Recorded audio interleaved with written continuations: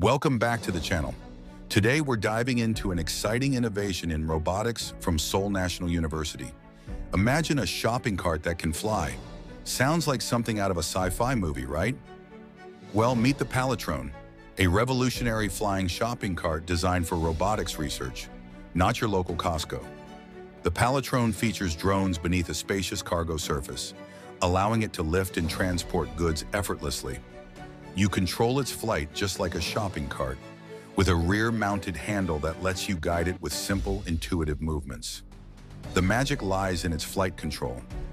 By gripping the handle and applying forces in 3 dimensions, you can navigate the Palletrone while keeping it stable, even during loading and unloading. No more worrying about spills or tumbles. It maintains a zero roll and pitch attitude throughout its flight.